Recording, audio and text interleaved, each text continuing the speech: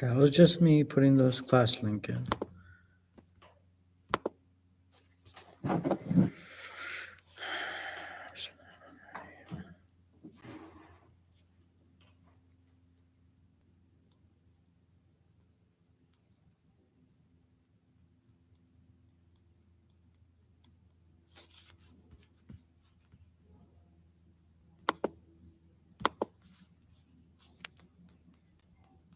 What page you say, 108?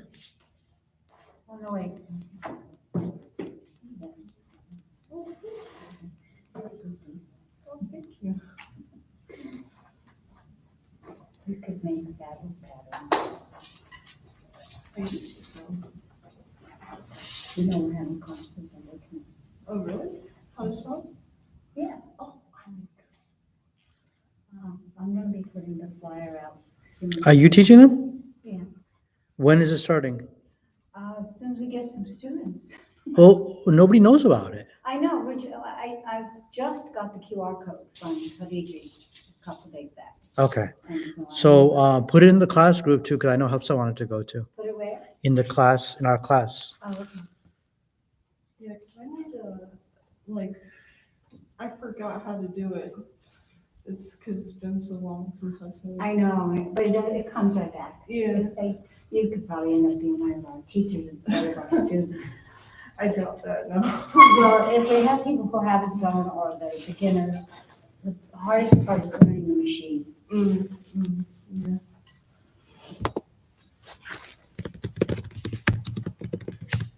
All right, let's get started. We're on page 108, times of obligatory, we did times of obligatory salat, right? We're on how the Prophet used to pray. No, we're on times of obligatory salat, right? Which one? Where did we leave off? We did the times in which salat is forbidden, right? That's where. That we did. We did. And who remembers that? I did. You do? Yeah. All right, go for it. Well, I know you can't do it right when the sun is at its highest is one of the things. Right. So when the sun is at its highest, like right at high noon. There's one where it's like right after or right before something. Right before passing. Yeah. So remember the sun. There's 3 times where the sun has, let's say, an event. When the sun is rising, when the sun is setting, and when the sun is at high noon. Right? So those 3 times are the major times we can't pray. So, example, we just prayed Asr, so now we cannot pray until Maghrib. Right. So now, if you've prayed your Asr prayers, Sister Asia asked the question online, which I'm going to just get to in a second. If you prayed your Asr prayer and until Maghrib, you can't make any other prayers. So you can't make up for any others? I'll get to that Okay. because that's the same question she's asking. And after you've prayed your Fajr, until the sun has risen, you don't make any other prayers. So what it's saying here is they're forbidden times for prayer for optional prayers. So for example, I just feel like praying, right? Right now, I cannot because I've already prayed my Asr prayer and it's almost time for Maghrib. Well, it's between Asr and Maghrib. I've already prayed my Asr, so I cannot pray right now. If I had a reason to pray, like I had missed my Asr prayer, I haven't prayed it yet, then I need to pray it now. Or if there's a reason to pray, such as I entered the masjid and we pray 2 rak'ahs when we enter the masjid, then we can pray that prayer. So this is for the prayers that are purely optional. So if you have a prayer that's like, let's say you woke up for Fajr a little bit late and it's almost time for sunrise, you can pray it even if it's overlaps time sunrise because that Oh, really? prayer is obligatory. Yeah, as long as you started before sunrise. But if it's like the sun is rising, then just wait a couple of minutes and pray afterwards. So it can be a little light out, but the sun hasn't. So just look at your app and see when sunrise is because nobody's going to get out there with a sundial. The time of sun. Right? You're not going to really be able to see. Because the other morning I didn't wake up till like 5:55, and sunrise was something like 6:15. Yeah, you're fine. So I was okay. Yeah, you're fine. So if sunrise is 6:15 and it's 6:10, you can start your prayer. And Once you, you started. yeah, you want to start it before. But if it's 6:15 and you haven't prayed, then just wait until 3 or 4 minutes and then you can pray. Oh, okay. So you can pray from anywhere from the time of Fajr to sunrise, anywhere in there. So for Fajr, yeah. Yeah, for Fajr. But now once you've prayed your Fajr prayer, now you can't make any optional prayers after that. Sister Asia, did that answer your question?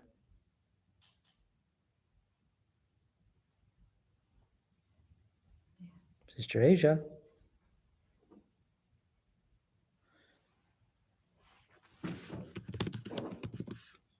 Okay, there she goes. All right. All right. Let's see. So we covered that.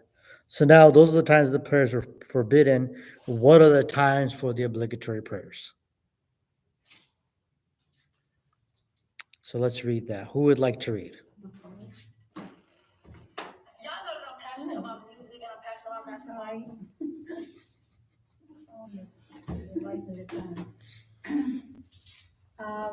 Okay, so that's the times of obligatory salah. Each salah has the prescribed time in which it must be performed. Allah said, verily, the salah is enjoined on the believers at fixed hours. All right. Allah subhanahu wa ta'ala says, Inna salata kanat al mu'minina kitab mawquta. Verily, the prayer, the salat, is enjoined on the believers at fixed hours. So from this, we know that each prayer has its own fixed time, and we have to adhere to those times. And in a couple of chapters before, when we talked about things that nullify the prayer, we talked about having the prayer at its time. So we can't pray Fajr before it's time for Fajr, knowingly doing so, right? Occasionally, I've accidentally prayed Isha before it was time, and someone said that's okay. I mean, it was like. I mean, look, so if number one, if it's only a couple minutes here or there, then you should be the alarm fine. went off while I was Then you're fine. in the- And you didn't do it on purpose, right? You just thought it was time for Isha, you did it. But if somebody knows it's not time for Isha yet, and they prayed a good half hour early, let's say, or even a couple minutes early, but they know it wasn't time, then they shouldn't do that. That's not valid. They should pray within the times. The Quran indicated these times in a general way, and the Sunnah explained them in detail. Abdullah bin Amr said that Allah's messenger said, Okay, so I'm going to explain one thing here. So in the Quran, it mentions in many, many places to establish the prayer. Establish the prayer and give your due charity.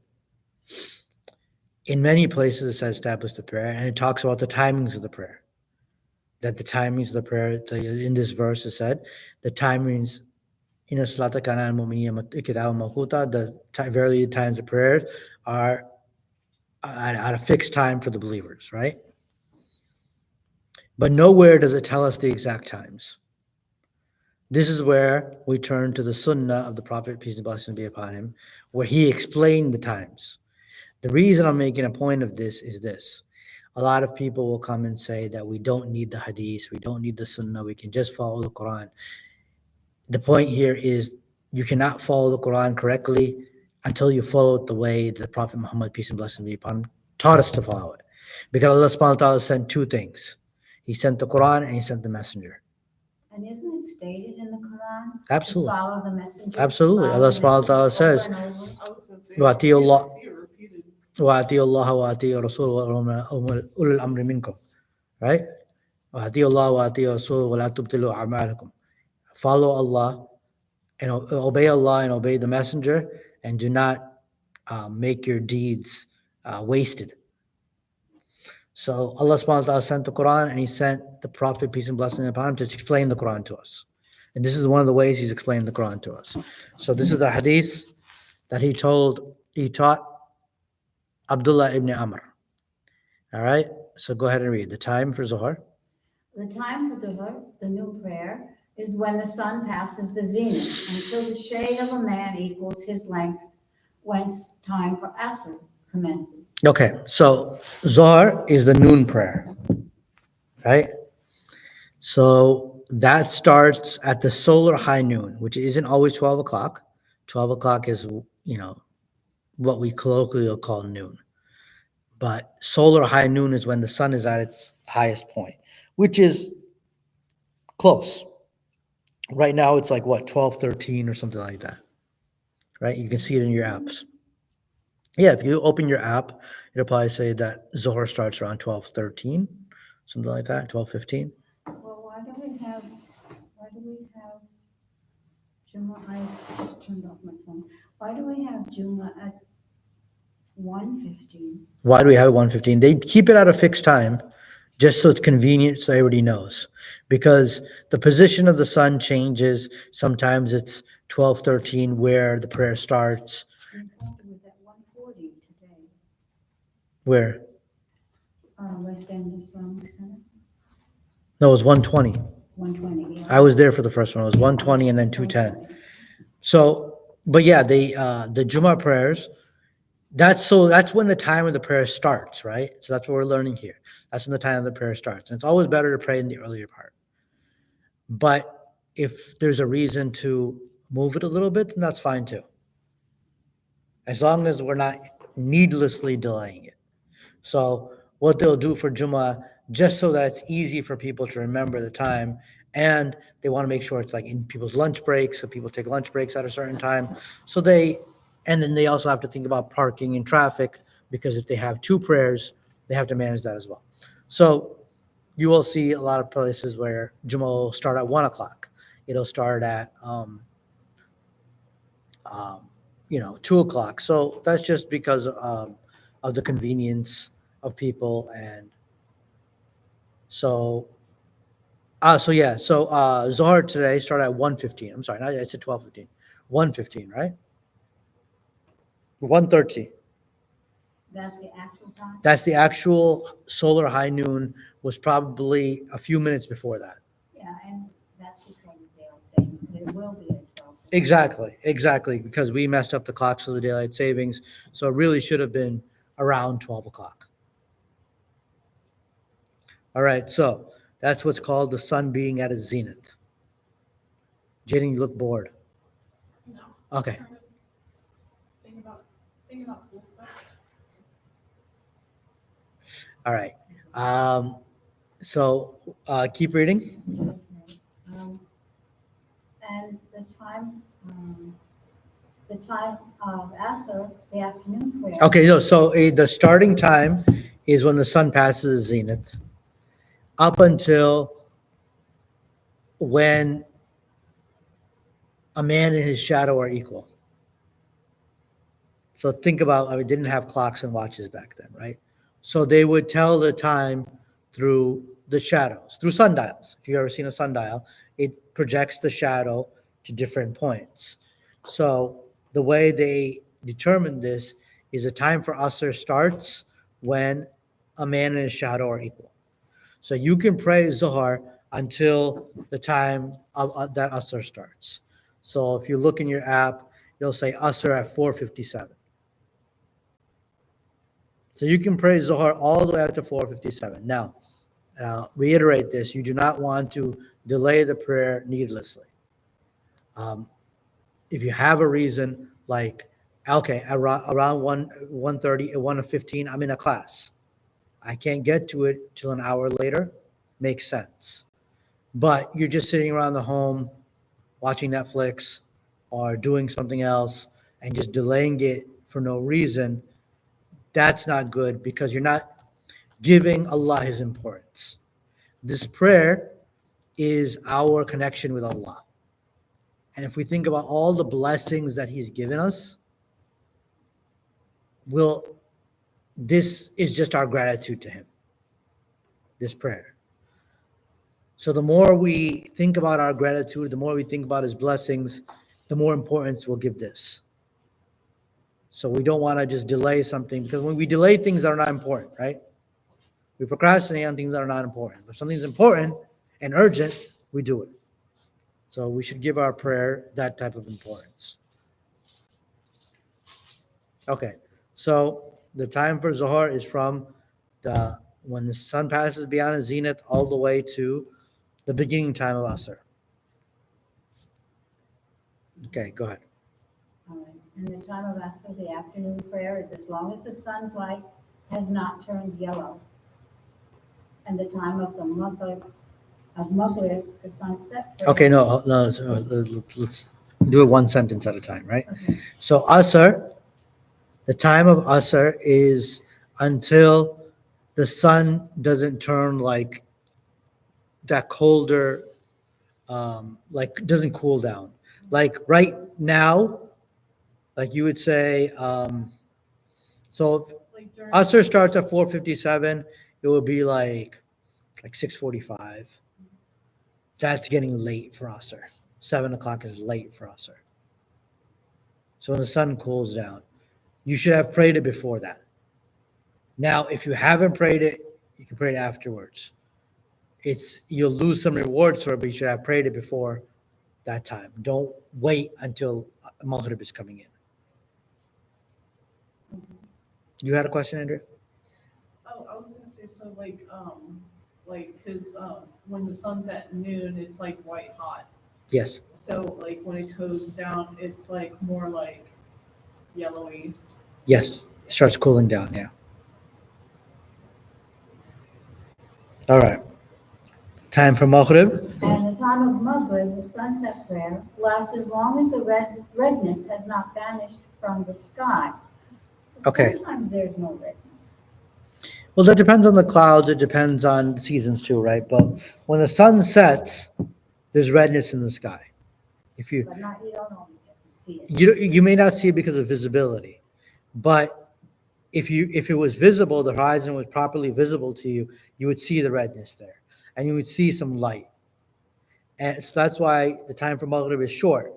It's from sunset till about an hour and 15 minutes until it's nice and dark. That's when Isha comes in. Go ahead. And the time for Isha, the night prayer, is until the middle of the night. Okay, and what did we say about the middle of the night? What does that mean?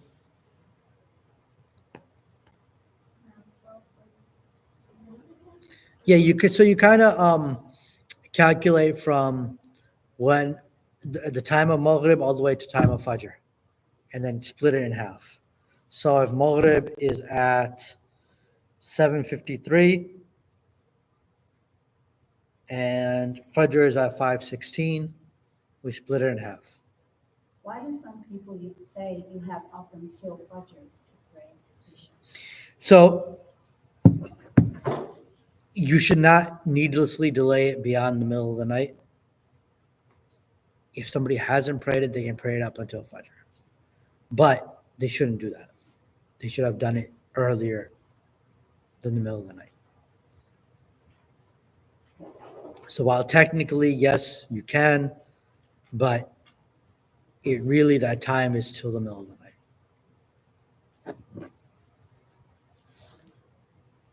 And the time of Fajr, the dawn prayer, is from the first appearance of dawn and lasts as long as the sun has not yet risen.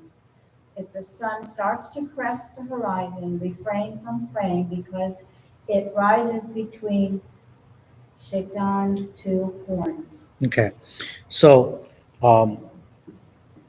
the time for Fajr is the dawn prayer is from when the dawn it starts to dawn. You see the dawn light until the sun starts to rise. And when the sun starts to rise, don't pray at that time. So we go back to the chapter before where it said that time is forbidden because it rises between the two horns of Satan, which alludes to the people who used to worship the sun would worship it at that time.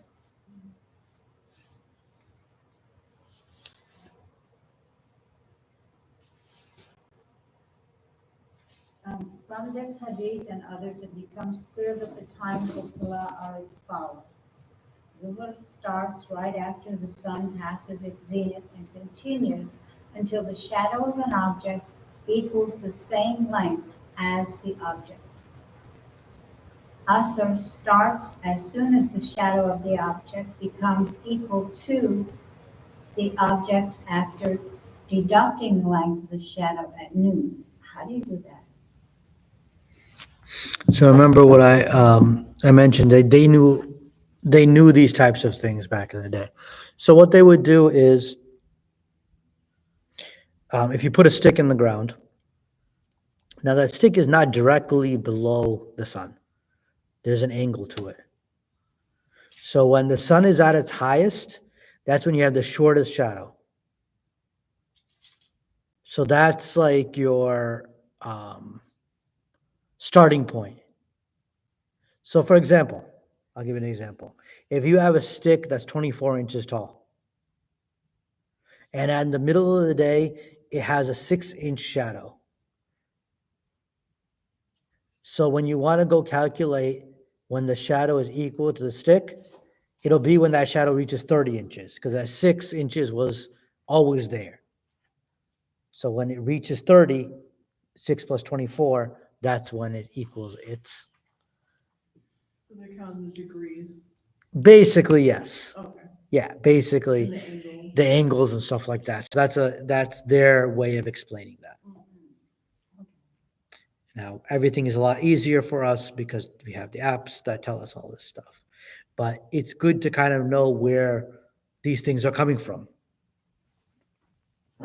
And it lasts until the sun sets, although it should not be postponed until the sun's rays turn yellowish without a valid excuse. Okay, so like we said, can you pray Asr all the way up until Maghrib? Yes, but you shouldn't delay it past that, delay it needlessly until when the sun is yellow.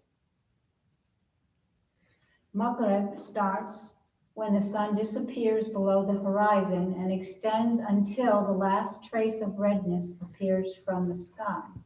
Okay. Pretty straightforward. So when you hear the adhan from Maghrib, and it's still quite light outside, but the sun is down enough to. Yes, the sun. So when you hear the azan from Maghrib from your app, the sun has set. There's still light in the sky, but the sun has set.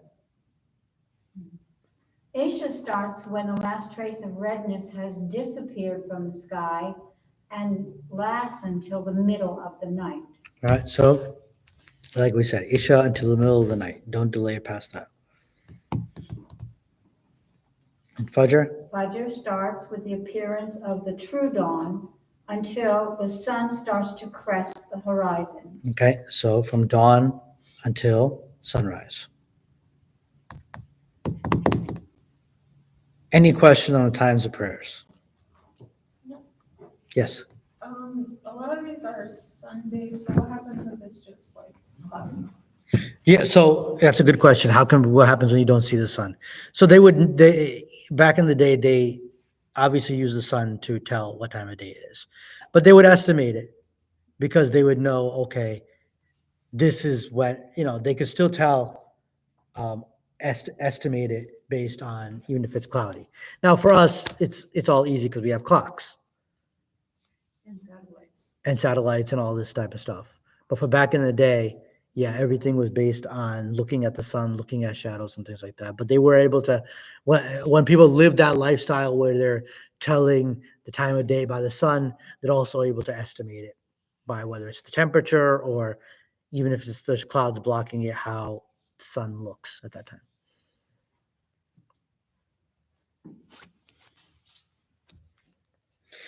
Any questions online before we move on?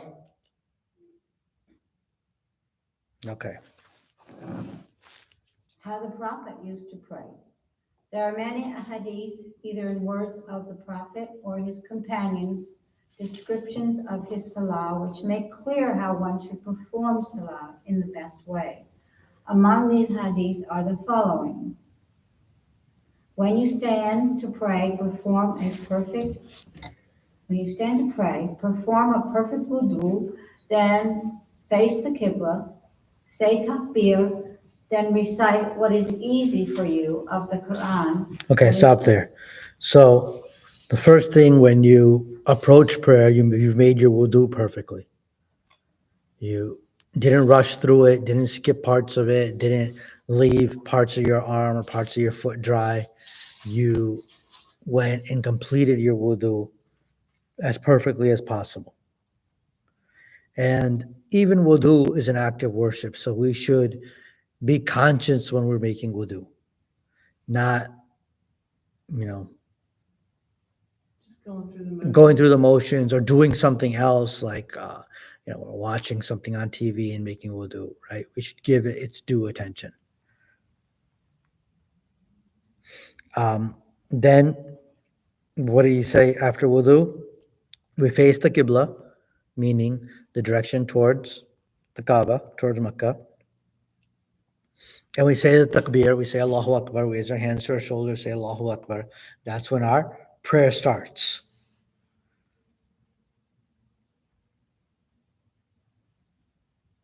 Right? And then we recite from the Quran what is easy for you, what you have memorized, right? So as we know, when we start in the first standing of the prayer, we read Surah Al-Fatiha and we read any passage from the Quran that we have memorized. Okay, go on. Only the Quran that is with you, memorized. Then bow until you come to rest in ruku. Okay, so when you bow into ruku, we know the positions of ruku, right? If you don't know any of these positions, just tell me, please. Ruku is when you're bowing, that you do so and you're rested in that position. You're not rushing through it or bouncing in and out of positions. You'll see some people who pray really fast. It's as if they're just bouncing in and out, and that's not the proper way to do it. We want to go into ruku, stay there, rest there, and then say what needs to be said out of the supplications. And the position of ruku is pretty specific too, because they say you're supposed to keep your back as level as you can. As you can, yeah. And not hang your head down. No, but your keep back head up. basically an L shape. Yeah. I heard somebody say like a bow arc. No, it should be no arc in your back. I thought It should be as flat as possible. Again, I mean, not everybody is able to. There's health issues, there's back issues, all that stuff. But as much as somebody can. Then rise up till you are standing straight. Okay, so after ruku, we rise up and stand straight up, right? Then prostrate until you come to rest in sajda. Okay. Then raise your head until you come to rest in sitting. Then prostrate until you come to rest in sajda.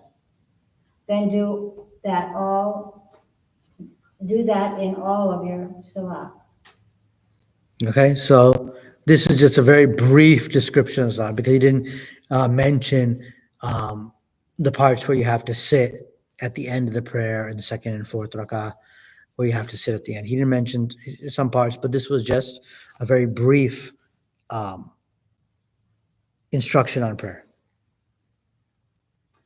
By the words to recite what is easy for you of the Quran, some scholars interpret to mean Surah Al-Fatiha, the opening chapter of the Quran. Right, so we mentioned this before, that Surah Al-Fatiha is required to be read in every rak'ah, every unit of the prayer. So that's the first surah that we should be memorizing. If somebody doesn't memorize it, they can read it off of paper until they get to a point memorized, but they shouldn't do that for too long. So that's the most important thing to memorize, if we haven't already done so. When the Prophet would stand up to perform salah, he would raise his hands on a level with his shoulders. Then he would say takbir until every bone came to rest in its place with him standing straight upright. Then he would recite. Then he would say takbir, rising his hands on the level of his shoulders, and he would bow to the waist, placing his palms on his knees, coming to rest without raising his head or letting it droop. Okay, so that's what we're talking about as when we're in ruku, we're not letting the head droop and we're not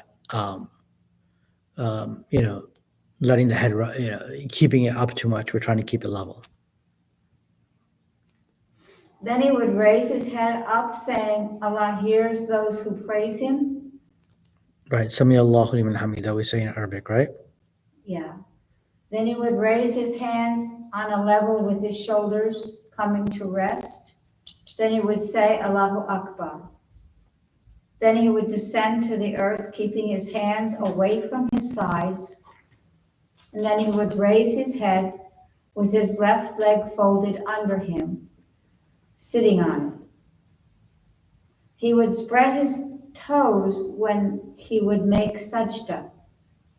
After the sajda, he would say Allahu Akbar, rising up with his left leg folded under him, sitting on it, until every bone had returned to its place. Similarly, he would do the second rak'ah as he did the first.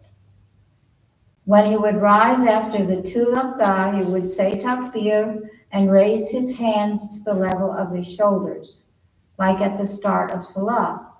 And he would perform the rest of the rak'ah like the first 2. Then when sitting after the sajda before the taslim, he would move his left leg back a bit so that he would be sitting on his left haunch.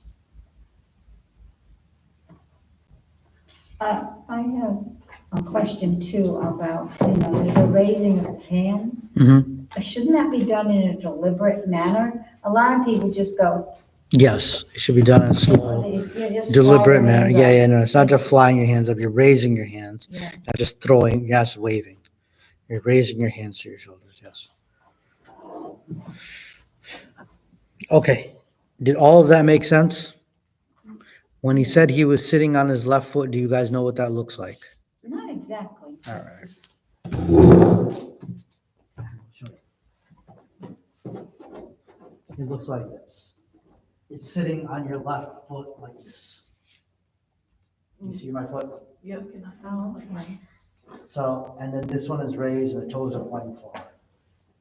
Now, this is not easy to do for somebody who hasn't done this. We should try to do this as much as possible, but don't put yourself in pain. But once you keep practicing it, it gets easier. Like even sitting on the ground for people who haven't done that, it hurts their thighs. But, that was kind of the joke. We know which brothers don't pray often because they can't sit properly in prayer, right? So, but yes, we should at least try. Know the positions and try as much as possible, and eventually we'll get there.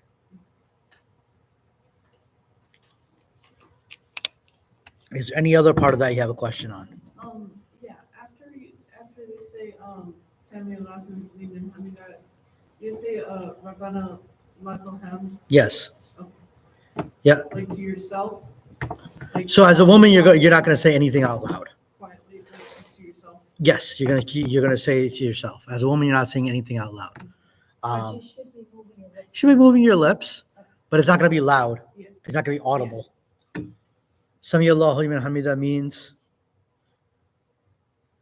God Allah- listens to- Allah listens to the one who praises him. Rabbana lakal hamd, O our Lord, to you belong all praise. Right? So it's good to, after you've memorized the Arabic words, also memorize the meanings.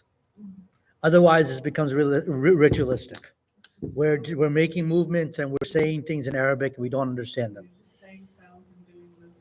And then that's not what prayer is. You're making no connection with Allah because you're supplicating and praising him and doing all of this. If we don't know what we're saying, then we're not getting the real feel for it. Yes, we should still pray, but that's something we should do, is know the meaning of, after we've memorized it, then we should also know the meanings of things. What else? None of you should perform salah in a single piece of clothing which leaves his shoulder bare. Okay, so this is for men especially. I mean, for women too. The shoulders should not be bare. And some reported one version with the wording, his two shoulders. Right. So this is a mistake that some men do, that they'll uncover their shoulders while they're praying, or like sometimes in ihram, like when they're making pilgrimage, there's certain parts where you expose your shoulder, but you don't pray like that. You're supposed to still cover your shoulder when you're praying. Does somebody else want to be? Yeah, I need a charger because this is gonna die. Is there an extension cord? pause for the charger.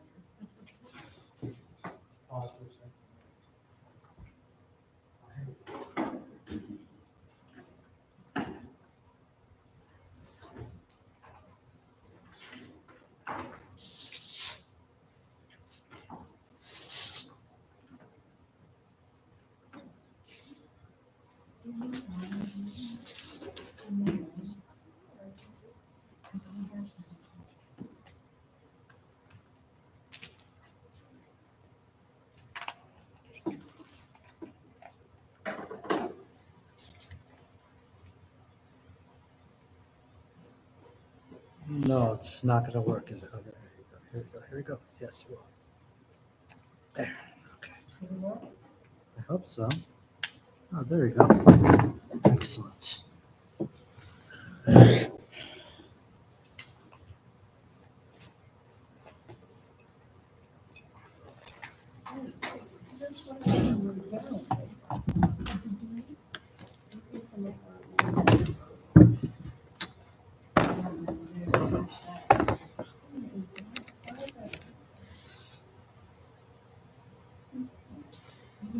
It's from an ad.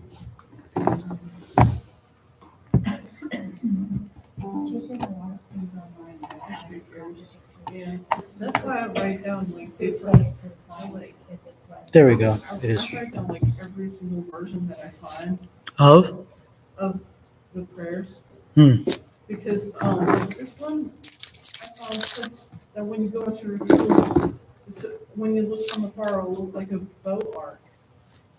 I don't know where that came from. So like, I write down like every, like, cause, and also there's like different specific wording that's like slightly varied. So I like to write down lots of different versions. It's easy to confuse yourself though, going online Yeah. and finding things and finding out. that- Yeah, and you also have to make sure that what you're finding is authentic as well. Right, that's why I was trying to find like what they all agree on and what they don't agree on, and like figure out from there how to, Well, I mean, if you need a specific book on prayer, I can recommend a few. yeah.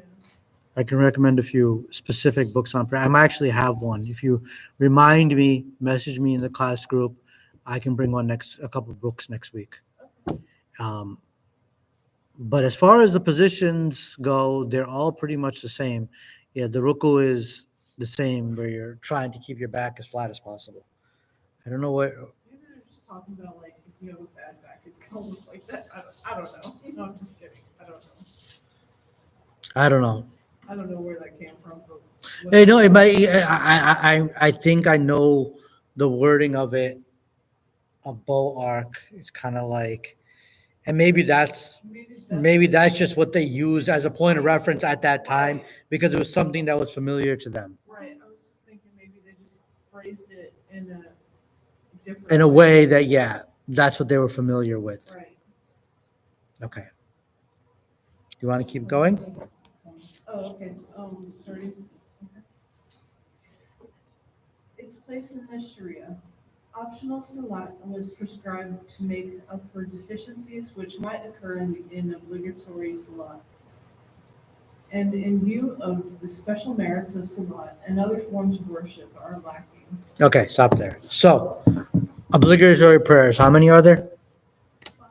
5. Do we know all the names? No, in order. Fajr, Zohar, Asr, Maghrib, Isha. How many rakahs do we do in Fajr that are obligatory? 2. Zohar? 4. Asr? Okay. Maghrib? Isha? Excellent. She was in the zone with that one. She was in the zone. She knew them all. She's No, you had them all. Yeah, she's locked in. How do you correct it though? The other day, I don't know, I thought I was praying acid. And then I prayed for, and then, oh no, it was nothing. So I prayed for instead of three. What do you do about that? I guess you can't. You can make the sajda of forgetfulness. You can make the sajda afterwards for forgetfulness, and then you're fine because you forgot. And that is just to put your head on Yeah, no, you make sajda twice. it. Okay, twice. Yeah, you make the normal way we do it, right? You make sajda, sit up, and make sajda And again. You You get the same thing you would do in a regular sajda. Yes. do you come out of, like well, you're already kneeling, so you just do it from that position? After you're sitting. So, just a brief way, and I'm sure they're going to get to this in detail in a while. The sajda of forgetfulness, if you're still within your prayer, you do it right before you say salam. So after you finish your tashahhud, you make 2 sajdas, and that will balance out any forgetfulness you had in your prayer. If you finish your prayer and then you realize, oh, I prayed an extra one, then you can just do it outside of your prayer, 2 sajdas. From standing or from sitting? From sitting, from standing, wherever you are. Okay, so we talked about the 5 obligatory prayers and how many rakats are obligated on us. There are the salata tawattu. Those are the optional prayers. Some of them are like strongly recommended.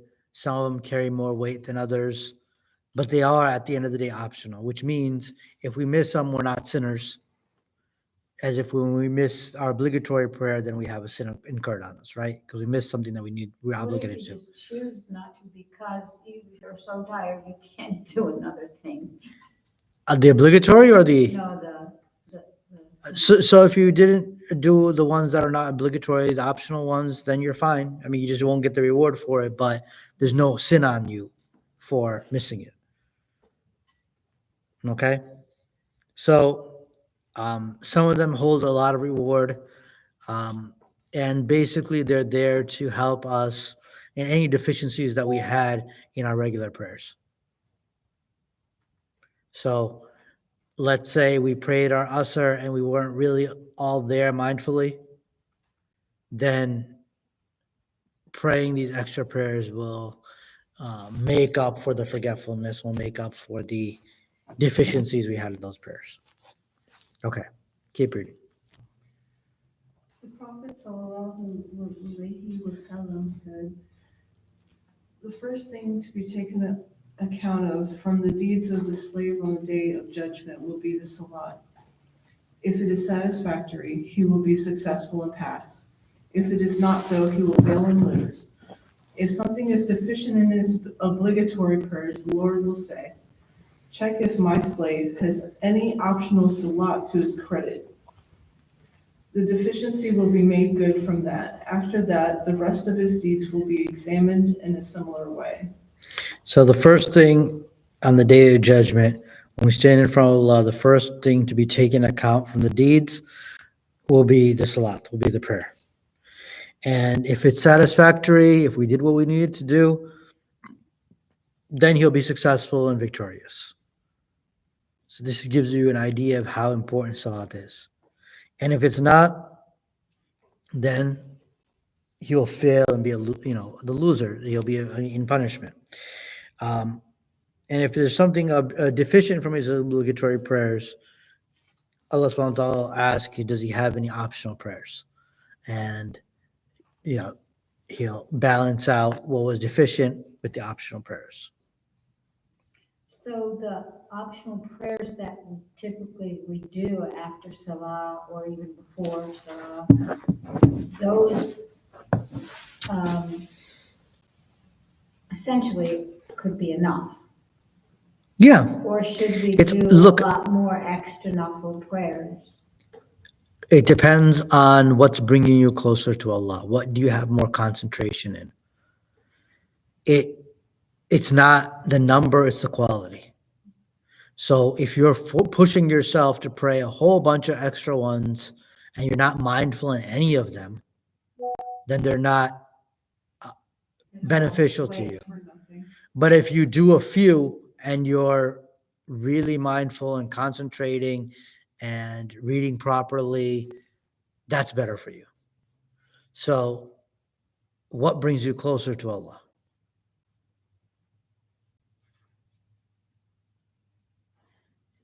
What if you go ahead and you're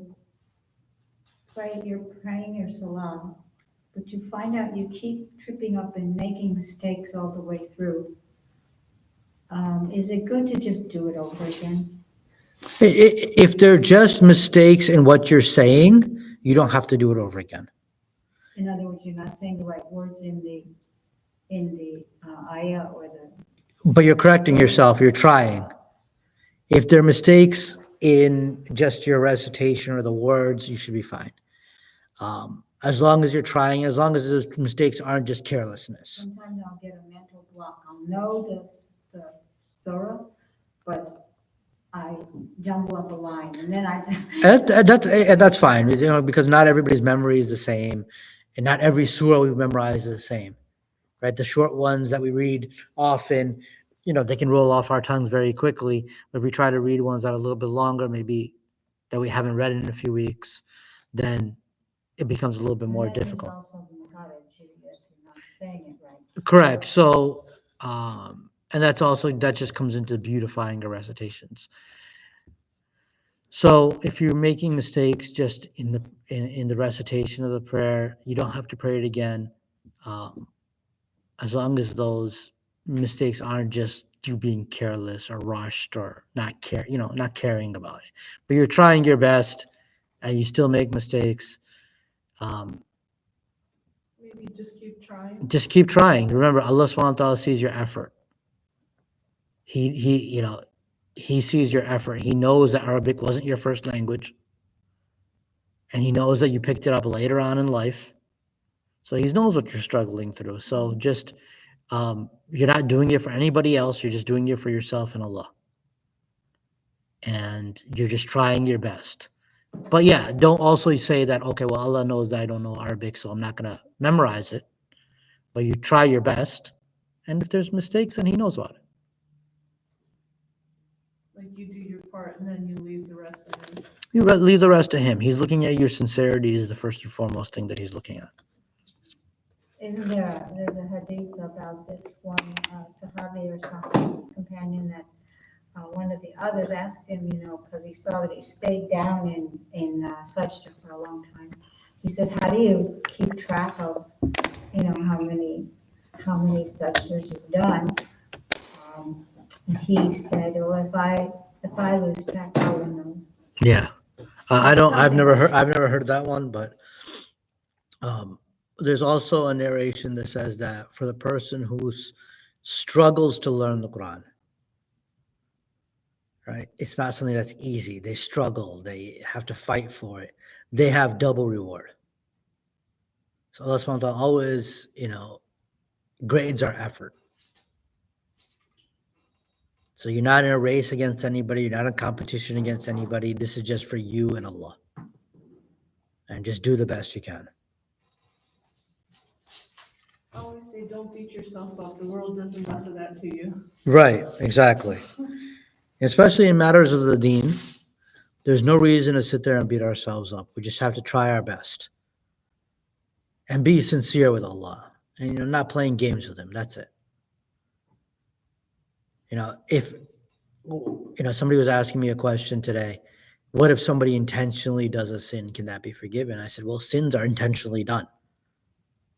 Yeah. Sins are always intentionally done. There's something that's not intentionally done is a mistake. That's not even counted, right? So if I was just tossing something around and I hit somebody, I hit Sister Jaden with it or something like that, that's not a sin because I didn't intend for that to happen. What about losing your temper? it's not exactly intentional. But it's not exactly intentional, but it is to a point as well, because you allowed that to happen. You should try to, You didn't do the things that you were supposed to do. Did you drink water? Did you say A'udhu Billah? Did you try to separate yourself from that situation? We're told not to get angry. So that means it's something that's in our control. Because when the man came to Rasulullah Sallallahu Alaihi Wasallam and said, advise me, he said, don't get angry. He said, advise me with something else. He said, don't get angry. If a third time, advise me, he said, don't get angry. So that means our anger is something that we control. Now, if we have made ourselves so emotionally weak that we cannot control our anger, then that's our fault in the first place. That I've abused substances, I've acted like a man child, I'm emotionally immature, so I lash out at everything. That's my own doing, right? self-discipline and. Self-discipline is very, very important. Self-control. Yep. Sorry, that was a tangent. But yes, we're going back to Salat. So going back to what we were talking about. So yeah, as long as you're sincere with Allah subhanahu wa ta'ala, that's all. Yeah, and doing what's obligatory, that's all we really can be asked. And it's not gonna be easy. It's not gonna be easy. Nobody ever said it would. Yeah, but that's why we have to do it. This dunya, this lifetime isn't easy. Lifetime isn't easy. This is where we have to make some sacrifices. And of course, like going back to prayer, we're always making our praise to Allah more beautiful by perfecting things and making it better. Yeah. Over time. Yep, you'll get And there. of course, Allah sees your efforts. He knows your intentions. He sees your heart.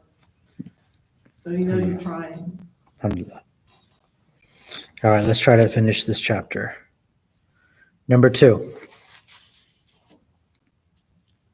You want to Oh, continue? number 2? Okay. Oh no, wait. So we're still on this part, right? Oh, okay, we're down here. Ask me for something, right? Yeah. Ask me for something, he said. I ask you your company in paradise, he said. Is there anything besides that? He replied, that's it.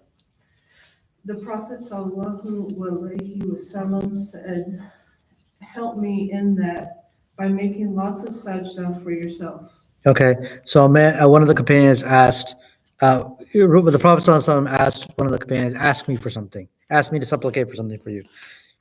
And he said, all I want is to be with you on the day of in paradise. And he said, help me to get you there by making a lot of sajdas, making a lot of prostrations, meaning to continually to do more prayers. It says, help me by making lots of sajda for yourself. What does that mean, for yourself? Are you constantly doing it? I mean, you're praying for yourself, right? In my opinion, that shows to me the nobility of the Prophet, because he's saying you pray for your benefit, and that will be my benefit. Yeah. That will it'll increase your status by praying, and then his supplication on top of that, so that the companion would, be raised in paradise with him. Oh, and here's another thing that I wonder about, because I have heard that sometimes Prophet Muhammad sallallahu alaihi wasallam would stay in sajda with his head on the ground for a long time, so long that sometimes they thought that he had died. Did he do that during the obligatory? No. He always instructed those who are leading obligatory prayer to make it reasonable for people.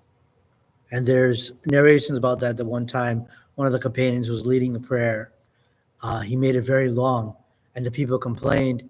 The Prophet of Allah, we work in the fields all day, in our crops, and then we come to prayer, and he's reading it so loud, it makes it long. It makes it difficult for us. So he said, no, don't be a test for people. Make your prayer short. Not like, but he instructed, like in Isha, read like medium-sized So you surahs. shouldn't make dua when you're in sajda during the obligatory No, so if you're praying by yourself, then you can make it as long as you want. But if it's in the masjid and it's in a congregation and the imam is leading, that imam shouldn't go so long that it's making it difficult for people. That was my point. Even in such. Even whether it's sajda, whether it's any part of prayer, you shouldn't go so long where it's making it difficult for people.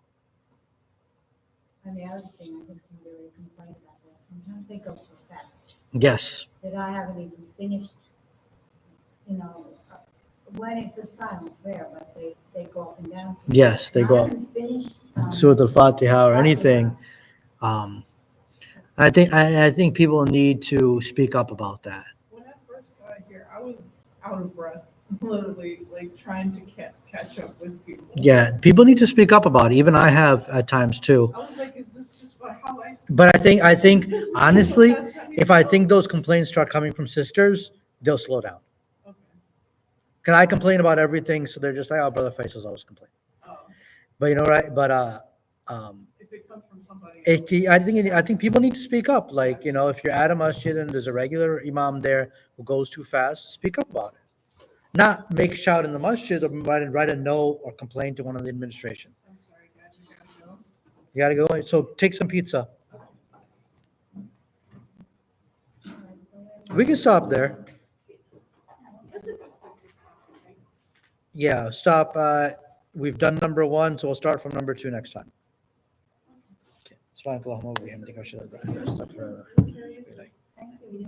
Any questions online? Okay, nobody's signed. No, I just need to know. You're way too pretty to beat yourself up.